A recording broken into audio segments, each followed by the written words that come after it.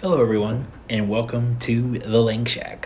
Today's video is going to be on the Yupik languages, specifically the Central Alaskan Yupik variety. So, some interesting facts about this language before we begin. Yupik is actually one of the healthiest languages in the United States, and in terms of numbers of speakers, it has about 10,000 speakers, which out of a population, a total ethnic population of about 20,000 something, that is almost half of the population. There are about 1/3 of the villages in the area where it's spoken, where children are still being raised in the language. This language has several varieties spoken. We will not be talking about the St. Lawrence Island or the Chukotka varieties, which make up the Siberian Yupik varieties. However, just know that those varieties are different enough from the Central Alaskan Yupik varieties to warrant a separate video, and there are also different sounds like Noa and some other sounds that are not present in Central Alaskan Yupik. There's also another main dialect that is spoken on Kodiak Island and to the south of the general Central Alaskan Yupik area. That is known as Aleut, and they are undergoing a revival themselves. However, that will not be covered in this video because it is different enough to be considered a different variety. Just a last note, this is under the Eskimo Aleut language family. There's this language family, and then you have the Inuit languages, which are a separate language family, and they're all under this gigantic language family. So today's agenda. So first we're going to be talking about the language distribution, so where Yupik is spoken, the different dialects of it. We'll be talking about a script called the Yupik script. The Yupik is one of the names of the Yupik language. However, there was a script that was created by somebody. We'll be talking about that. Then we'll be talking about some of the sounds of the language.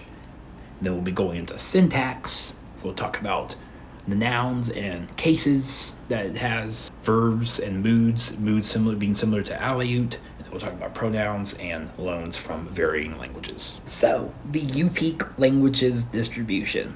So, the green dots represent different dialects. Some of these dialects or varieties are different to varying degrees. I couldn't put all of the little very specific representations on this map, but I did my best with the main dialects. I tried to put some of the more common ones in larger letters, and the orange circles just mean that's where that specific dialect is spoken.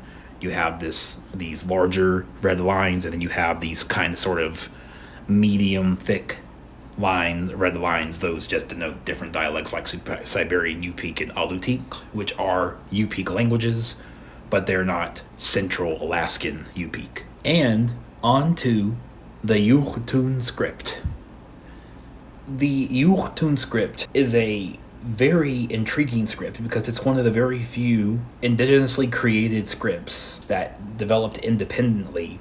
It may have been influenced kind of like Sequoia and Cherokee, but neither of them spoke English. Iñupiaq did not speak any English whatsoever, as he believed that it would mess up his Yupik identity, so he never chose to learn it, even though learning it would have helped him know more of the English Bible and more of the stories and things like that. So Iñupiaq was from a family of Yupik shamans. He was very interested by the fact that Anglophones could basically say prayers, and they could just state things from the Bible like that. It just rolled off the tongue, and he thought it was so fascinating. And so he created this system, started off as pictographs, and then it eventually evolved into a syllabary. This happened within a period of 5 years. So a lot of linguists were intrigued by how quickly this developed. This guy, not knowing any English, did this on his own, and he wrote a lot of religious works. And in this slide, you can see an example of the Lord's Prayer in the Yupik script. This looks like a point at which it was still a mostly pictographic system. I'm not sure what the actual letters that denote the individual sounds were. I wasn't able to retrieve anything like that immediately within like a 2-minute search. But this is something that comes up when you look for the script. And now, the sounds. So, Yupik phonology it can be complex. You have a lot of different diacritics on letters that are not in English to represent sounds that are not in English. Some of the sounds are related to English sounds, but they're not exactly the same. And some of these sounds that are not present, I will be playing some of these IPA recordings for you so that you can hear these different sounds, and we will go in order. But before we start, the T, as I was saying, is between the English T and D. The P is between the B and the P, and the K is between the K and the hard G as in go. This kind of reminds me of Korean, where their T or their P and B's are kind of in between ours, but they're not exactly the same. I assume they're kind of similar to Koreans, but I'm not 100% sure about it. It just kind of seems that way based on reading these notes about its phonology. So, the G is represented with what's called a voiced velar fricative. It sounds like this. And then you have a double G, which is pronounced with this X sound. And then you have this double L, which is called a voiceless alveolar lateral fricative, which is not in English, but it's in Polish. And then you have this M, which it looks like it has a little ring underneath, but it's written with this accent on top. Kind of sounds like you're writing a preceding H in front of that ha sound. And then you have this N with the same diacritic above. And then you have this ng sound, which has diacritics above the N. And then you have this sound, which is very similar to something found in many European languages. At the end of a particle, it can have a h sound or h sound, sounding like this. These sounds always represent only one sound. They only map to one sound in Yupik. This is the writing system, the entire writing system. So there are a lot of sounds here that are there and they combine with other sounds, but you understand what sounds are there now because you were able to hear them. So now on to the syntax. So Yupik, unlike Aleut, you would think that they would have similar syntaxes or similar sentence orders because they are right on top of one another. They're neighbors and they're in the same language family. However, Yupik is a subject-verb-object language typically, and that can be demonstrated in the following example. Mikelot, children, are playing. Akui, akuiot, elam, elami, literally in the outside. And the agglutinative nature of the Aleut, of the Yupik language means that there are a lot of sound changes that happen at the end of particles in order to maintain sound harmony. So if you have a word that ends with a K, it may evolve or it may change into a ra because you have another k coming after, or you have a t coming after. It just depends on what is coming after and what the last sound is, and whether the particle that is coming first ends with a vowel and whether the next one starts with a vowel, etc. So, some extra notes on the Yupik language. It has no articles, so no indefinite, no thes, no a's or ands. There are no standalone adjectives, standalone pronouns, no standalone prepositions. Everything is done via particles. Even adjectives are expressed through basically passive versions of it. So fast means to be fast. Hungry means to be hungry, and that's how that is done. So adjectives are treated as verbs, essentially. Nouns and verbs are essentially the only classes that can take inflections or declensions. And the complex noun system.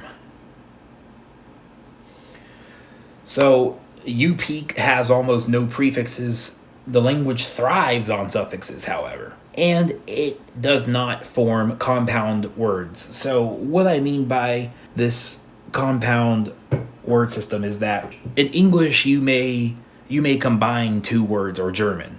You may combine two words that have completely different meanings, but putting them together means something. It's like if you put cotton and candy together, right? Cotton candy mushed together. That means candy that's made out of cotton. So you could put that together, or you could put a dash on there, right? It's not written that way. It's written as two separate words. But there are words that you combine together and they have a different meaning than if you were to separate them. Yupik does not do that. Yupik chains particles together. And that's what basically every single agglutinative language does. In order to produce new words, they just add this particle to this particle and attach them together. This works similarly to many world languages. There are the dual, which refers only to two items, no more, no less.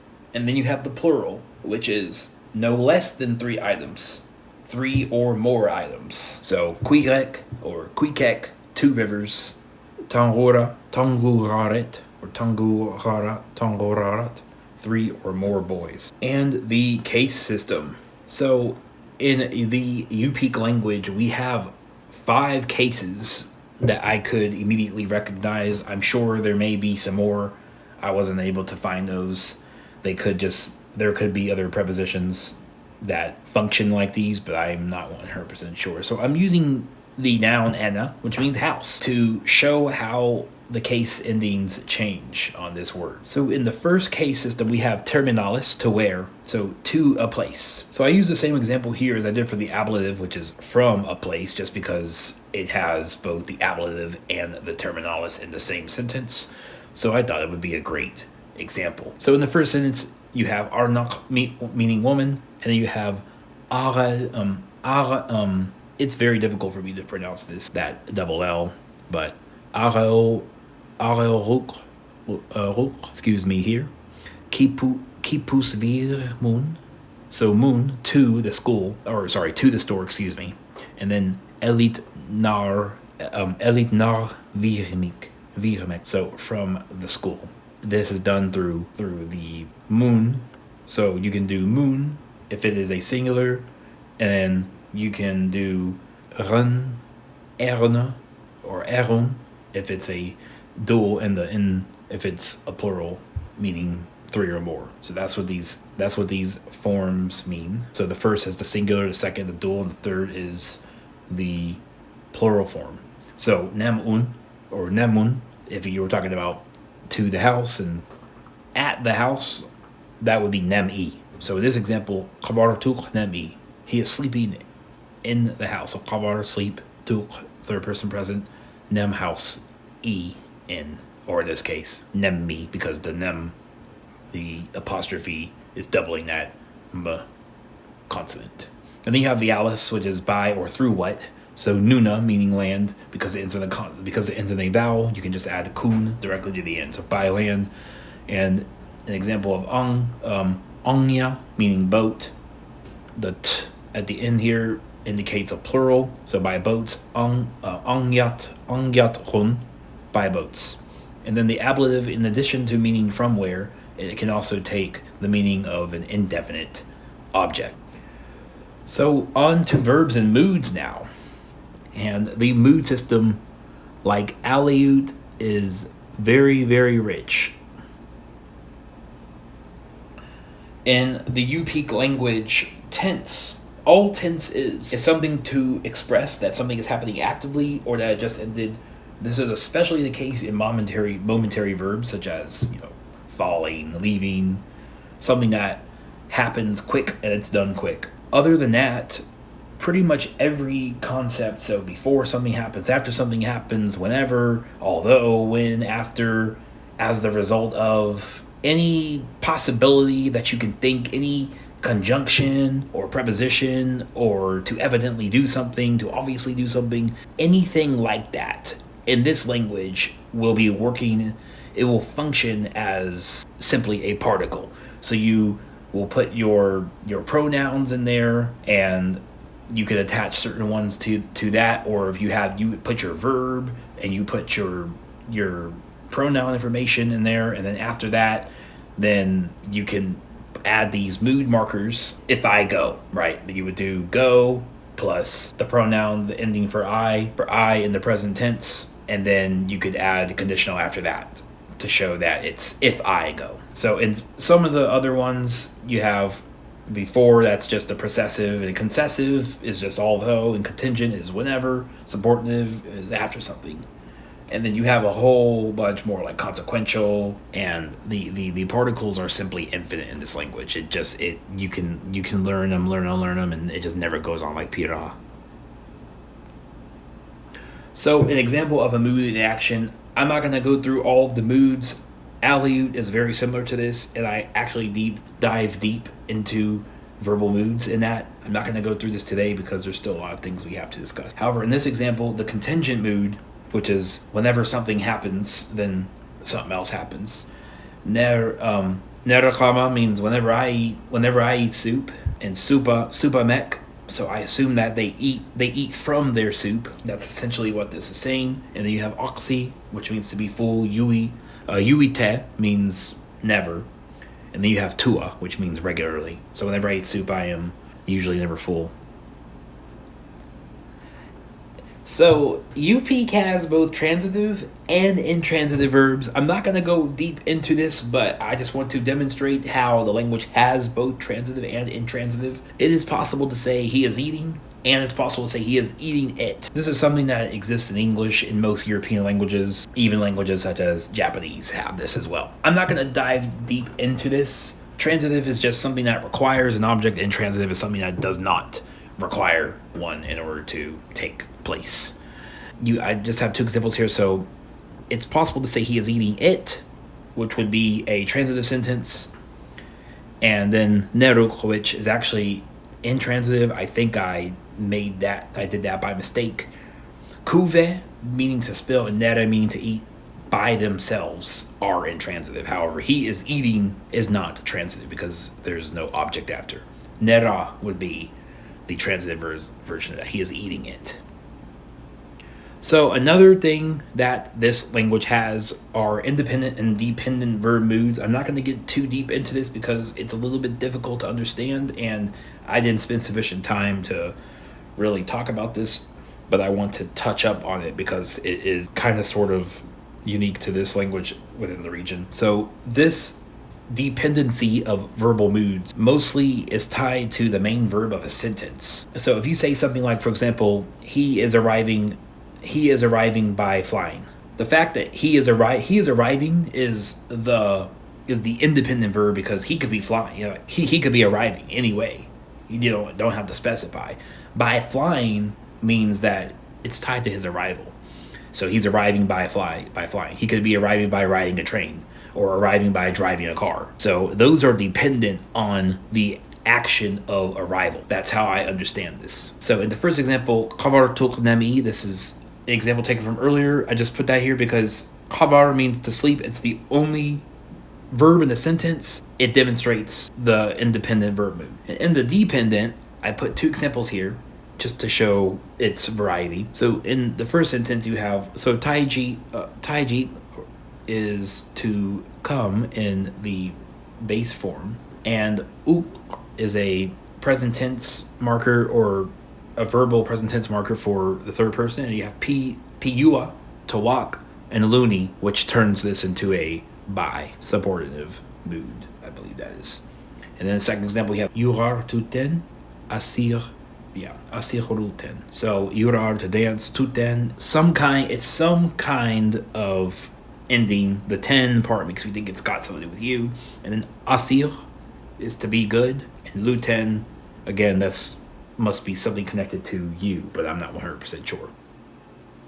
And pronouns, which get pretty complicated, but we will not be talking about the complexities of it. So just some initial notes about pronouns. So a fourth person does exist. This became really convoluted for me, so I didn't make a presentation slide about this, although I plan to, but it's very complicated. Same for the object system. Chose to skip over that, but I do have sentences to show.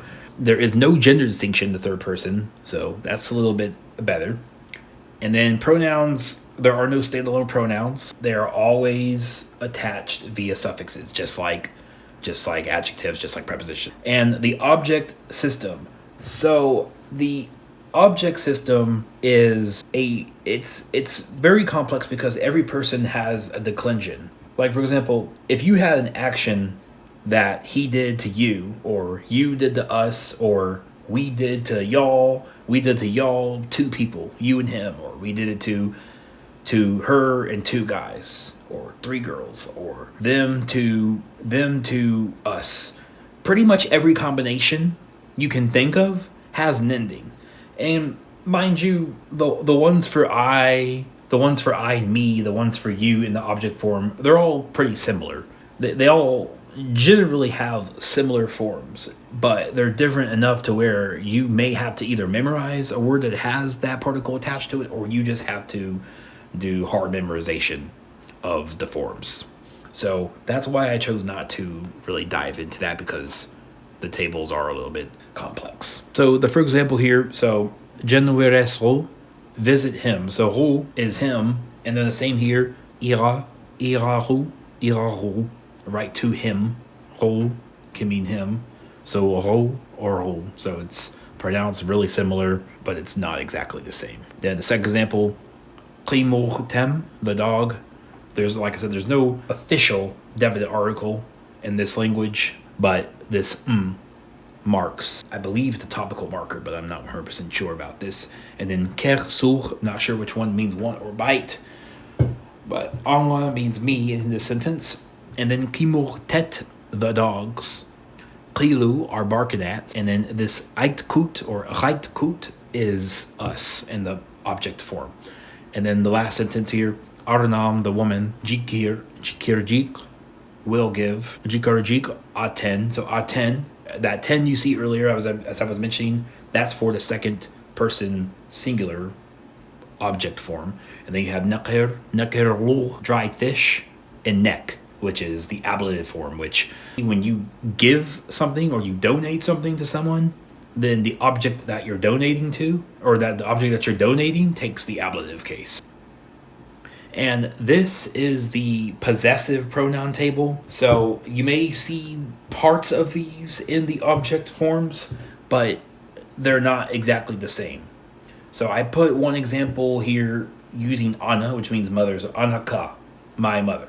This is basically how it works. First person, second person, and third person plural all have a dual and a plural form. So you can just imagine that in all cases, in object cases, in different endings, that's how it is. So this is an example of the possessive suffixes attached. So you have ater or ater, or ater, which means name. And similar to Arabic or languages influenced by Arabic, whenever you have a consonant and then you have a vowel in between them, and then you have a vowel coming after that consonant, then you can basically collapse those 2 preceding consonants and then take that vowel out. Ater becomes atra, my name, and then the same ater, atren, your name. And then we have ui, husband, and nga is a his, her, or its. So uinga, her husband. And the last section, loanwords. And they're not only from Russian.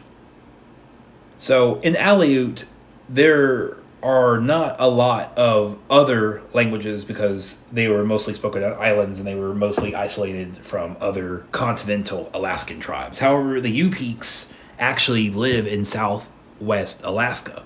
They live on Kodiak Island, which I believe there's actually 2 tribes of indigenous Alaskans living there. And so the Aleut people speak their version. I may be wrong about this, but I thought there were 2 different tribes or 2 different languages spoken there outside English. And as was the case for Aleut, the Russians were in that part of Alaska as well. So Russians brought a lot of new items to the Yupiks, and a lot of these items were, they fell under 3 categories. They could have been new foods, new tools, religious doctrine, or domesticated animals. That's what most of them are. And Aleut has a plethora, like a ton of Russian loans. It was also much more heavily influenced by it. Some dialects or varieties were more heavily influenced, although there are conservative varieties, as there are in every language.